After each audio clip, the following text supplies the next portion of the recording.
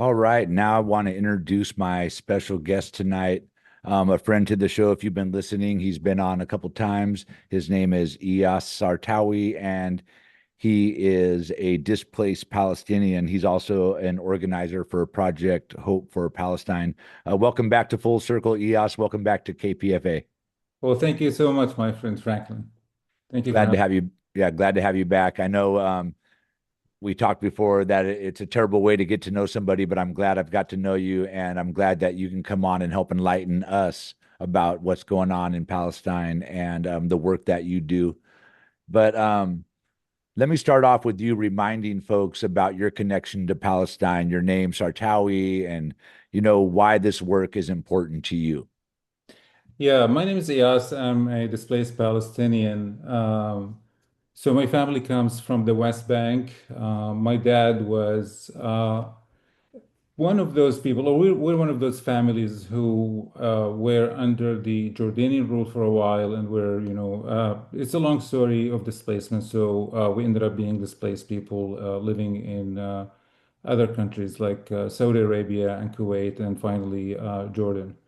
And for me personally, it ended up moving to the United Kingdom and from there to the United States. I'm the founder of Project Hope for Palestine. It's a nonprofit that provides essential aid to the Palestinians, particularly in Gaza. This is our focus right now. On apart from the activism or working in aiding in Palestine, I'm also in high tech, and I own and run a medical transportation small business. And I'm also activing, I'm actually with a group also called TAG, which is Taxpayers Against Genocide. Yes, tag. All right. Got a loud motorcycle going by. Give me 1 second. Well, thanks for introducing yourself so we get to know a little bit more about you and Project Hope for Palestine. And since I've got to know you and kind of follow the growth or what I've seen as the growth as Project Hope for Palestine, tell us a little bit about the evolution because after October 7th, and then we all started seeing what was happening and we kind of knew what was about to come and you started organizing and getting essential needs. It was water. Just kind of tell us about the growth of Project Hope for Palestine, how it started getting those essential needs and water and the important stuff that Palestinians needed to survive on a daily basis. Yeah, just before doing that, I always like to circle back to let people know because these messages I get from Gaza all the time that Gaza is not or like almost forgotten. It's not in the news anymore. We just want to remind the amount of the the amount of the suffering.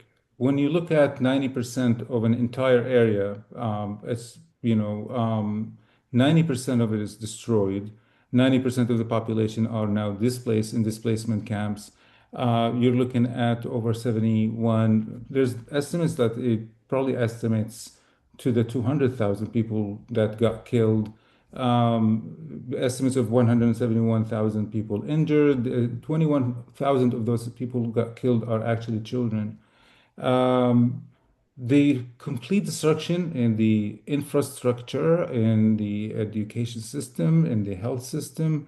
Uh, People are who used to be living in homes, like minding their own businesses and doing, going about life now in displacement camps, basically. So this is what Gaza is right now. When this started, I was just thinking to myself, like the first few weeks, I mean, what am I going to do?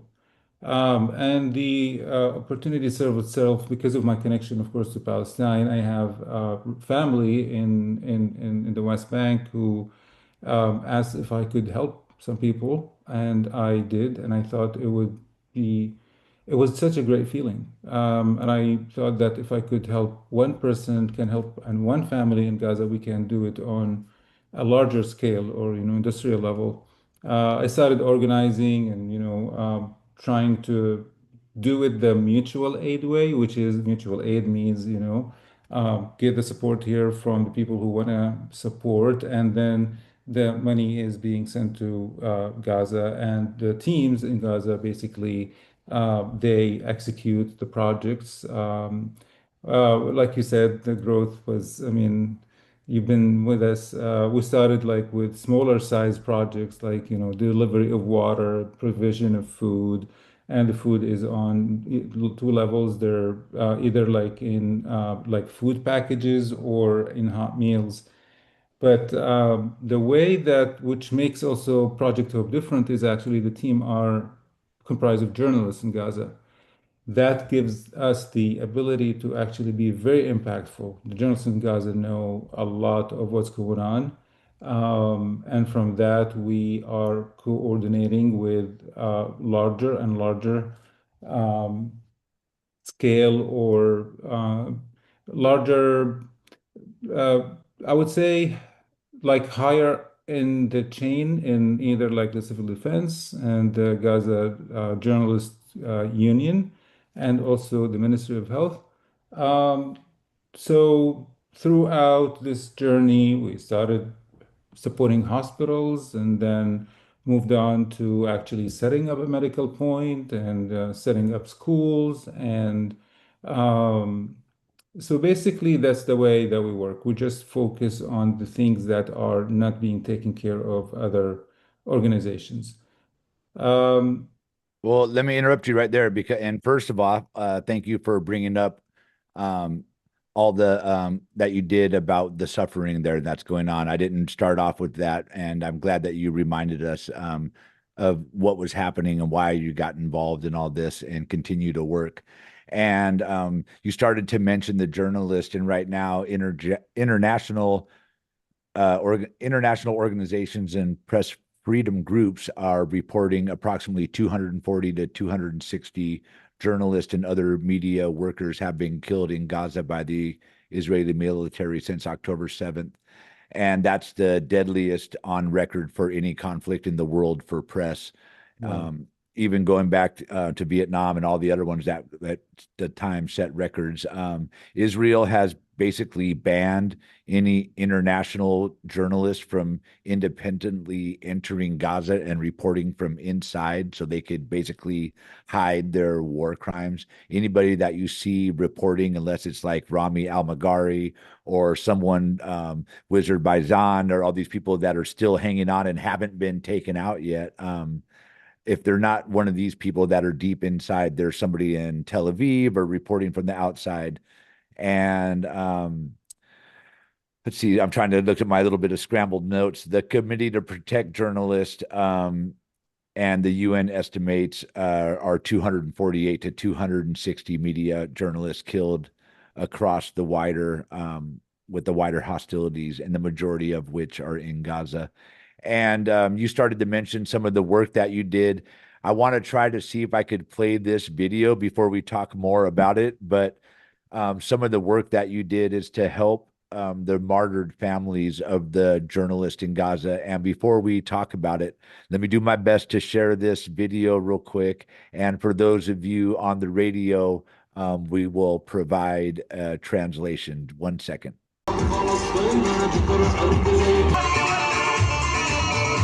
There's no one like me, you can never be me like me.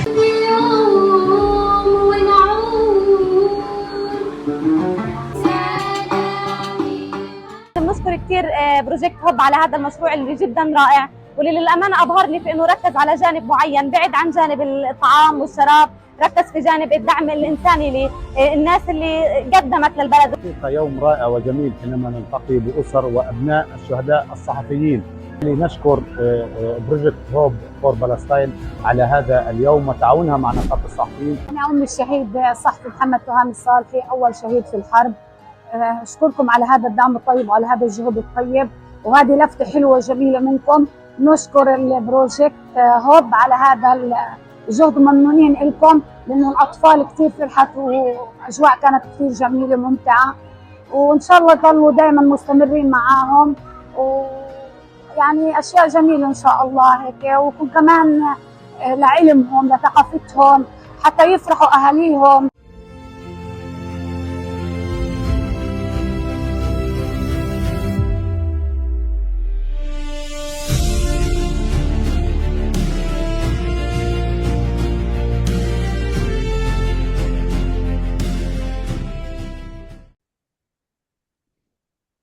All right. And just a reminder for those that are listening on the radio, you could see that video on the First Voice Media official YouTube channel as part of this interview. Just go to First Voice Media official on YouTube. And Iyas, he's going to tell us where else you could find it and watch it on their Instagram for, I'm sure it's on Project Hope for Palestine. But Iyas, tell us about that video. And as you do, either before or after you describe that beautiful event you all had, talk about the respect and the way that the journalists in Gaza are looked at from the people in Gaza at the same time. Yeah, so it's not only the respect that the people in Gaza are seeing their journalists in Gaza. Actually, it's also me and all the people of the world. These are the heroes who actually were the eye of the truth and what's happening. These people who knew they were targets, the people who actually got threatening calls several times, and actually some of them lost family members due to targeting them and bombing their areas.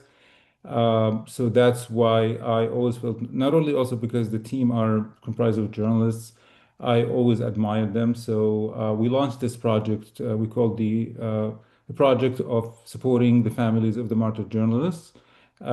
This is we do it like on phases. So one thing also we like to do is when we give people, we do not neglect the emotional aspect. Whenever we do a project, we also bring in performers so we can have a side of entertainment. Uh, what's really cool about this project is when we brought the families to honor them and support them financially. Actually, we had a full event of dabke performances, and dabke is the Palestinian traditional dance. And we brought a live a singer in Gaza. Her name is Rula Dalul, and it was actually broadcast live from the very first to the end. And actually, a lot of people watched live. And that video actually captures the event. We usually have to do it like small because Instagram likes, shorter reels. So it just goes the event from the time where we started the Debke performance through the singing, and then we had a guest from Gaza. Her name is Noor Najjar. She's a very huge influencer in Gaza. Also, we have our guest where the Secretary General of the Gaza Journalist Syndicate and also a member of the Gaza Journalist Syndicate was such a success, and the families. Oh, one also the people who are going to watch the video will see the mother of the very first martyr journalist, and even the very first martyr in the war itself, in the whole of it. Because his story was like on October 7th, he heard of what's going on and he went to approach the area and he got killed in action, which makes him the very first martyr in this war and as a journalist as well. So Thank you we, for point. yeah. Thank you for pointing that out. I wanted you to mention that, so thank you. And is there a place that people can watch the entire video? Has it been recorded that for people to see? Yeah, we have it on Instagram. This is what we consider our main social, no, our main uh, Platform or yeah, our main social media or platform, which is in Instagram, Project Hope Palestine. Project Hope Palestine. This is where you find us. thank you. And we will share a link on our First Voice Media Facebook page. And possibly we're learning how to use the website of KPFA. So check out our episode page on kpfa.org and just search Full Circle. Iyas, tell us more about any upcoming events you have or any upcoming work that you're doing with Project Hope for Palestine. Yeah, so there are things that what we consider as some things we're always going to continue doing, which is because we are supporting multiple orphan camps And an orphan camp basically is a camp that hosts orphan children. We also support displacement camps, whether like with water and food. These are always ongoing. And also with these camps, we support the children with clothes. And when it's winter time, we strengthen the tarp over these tents that they live in, blankets. Uh, what also we're doing is we're going to continue with this ongoing project, which for the martyrs, until we reach the 274 families. And also we got a request from the leadership of the civil defense to repair their vehicles, not their vehicles, some of the ambulances that need repair. That was another thing I wanted to talk about that I had here. Well, tell us about what you call civil defense, what we would call first responders out here. Might be a fireman, many times a medic. And I think if you, many of us remember the tragic story of Hind Rajab and the ambulance people that came to save her. Those are the civil defense. So talk about the work that you're doing to support them. So we have been cooperating with civil defense for quite a while now. So we help them and we also work with them. So we executed a few projects in the winter season to like go together. We provide the tarp because they don't have the financials, and we go to the camps and we cover the tents of people with tarp because they're so thin, um, they're so not made for winter season, so that will protect them from the rain. So we execute projects with them, and we also help them with also like the families of the civil defense workers, and also we did repair a few of their ambulances, but this is going to be another round of also repairing their ambulances as well. Just to give an idea, I received an estimate, and we're looking at 25,000 per vehicle. Wow. And why that is because, spare parts are not allowed into Gaza, and that will makes their prices very expensive. Yeah. Well, thank you for doing all that work. I mean, you just think about out here if we didn't have an ambulance or a fire truck to come when something happens. And not only that, that's just the bottom tier there. But when they do show up, a lot of times they're prevented from reaching their destination. And even more so, they're often targets. If we all can look back at the caravan of first responders that was attacked by Israeli forces, killed, and then basically buried with bulldozers under the earth, Yeah. trying to hide their crimes, only to be revealed when it was dug up, and a cell phone was recovered that recorded the incident. Yeah. Well, Here, go like ahead, Iyas. Go ahead. that, it's noted here that over 1,700 of the people in like health workers got killed. You have 145 of civil defense were killed.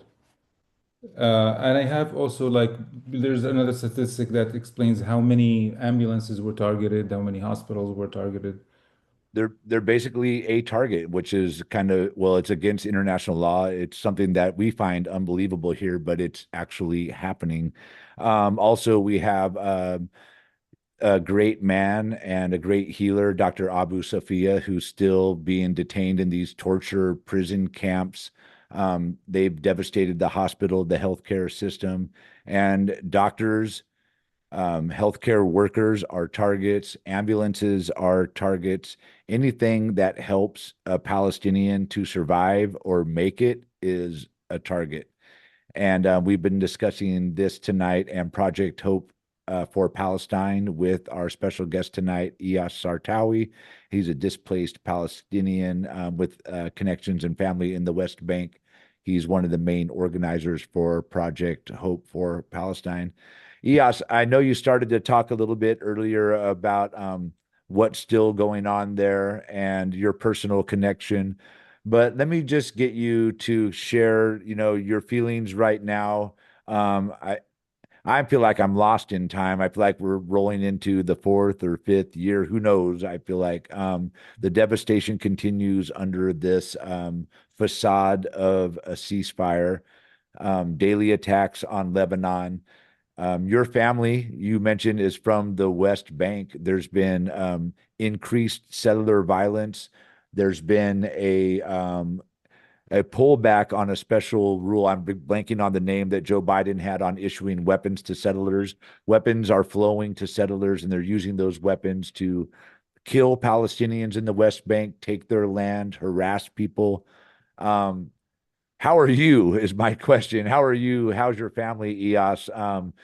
It's just the devastation continues, and I feel like a lot of people get distracted with different stories. Iran's happening, the Strait of Hormuz, the Bab el-Mandeb Canal, Epstein files. All this is happening, but at the same time, the Israeli forces continue to take land in Palestine. They continue to kill Palestinians. Um, what are your thoughts? How is your family over there? I wonder, and what have you heard about the West Bank? This always been a interesting question when people ask me, how are you?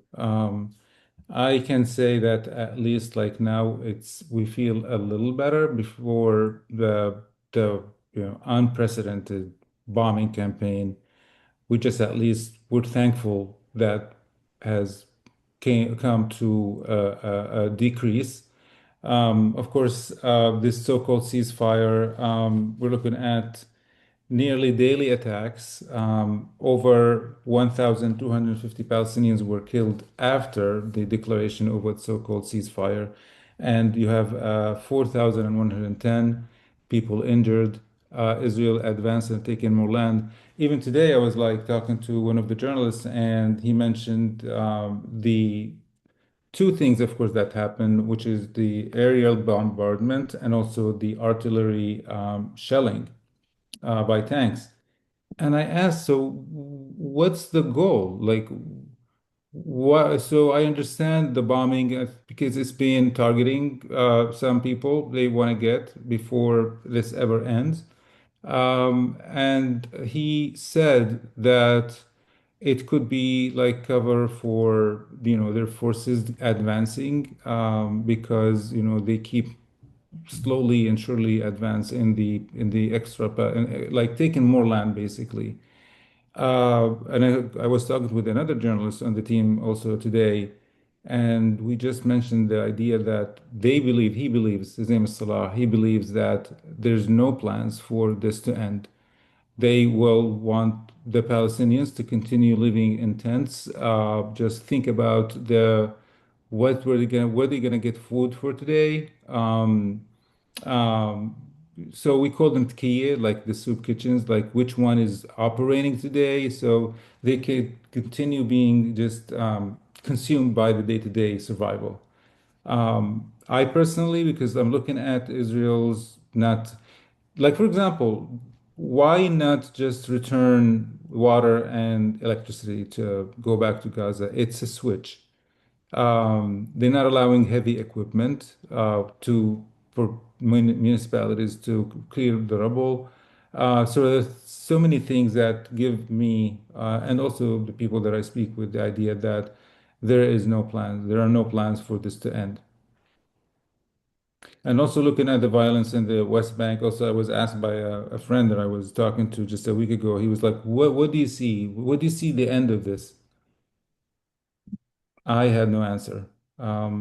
It's just mind-boggling, like to see some human beings are able to keep invading communities on a daily basis, burn their properties, destroying their cars, even like in some occasions, like burning babies alive, attacking livestock, like beating up sheep. All right. Well, I'm sorry to interrupt you with that sound, Iyas, but well, thank you for sharing that with us because we know that the struggle is continuing over there. It hasn't let up. There may be a lull and a little bit slower, but it continues. And as you were reading off statistics, I was thinking of the one that around 300 days of this so-called ceasefire, 300 children have been killed over at least in that time. Exactly. And we just had the mass funeral a few days ago for the families that were killed that have just recently been retrieved from the rubble. And even some of those family members were not able to be recovered and were not part of that mass funeral. But we're going to have to leave it there, Iyas. Before we do, remind us how people could follow Project Hope for Palestine and stay in touch with the work that you do and the events you put on. Yeah, so our main platform on social media is on Instagram, and you find us by looking Project Hope Palestine. 3 words, no spaces, Project Hope Palestine. Definitely. And we will link that on our social media. That's First Voice Media on Facebook, and on YouTube, we're at First Voice Media Official. Iyas, thanks for speaking with us today. And we hope your family and everybody stay safe over there. And we'll continue to follow the work and get you back on Project Hope for Palestine. Thank you so much, Frank, for having me.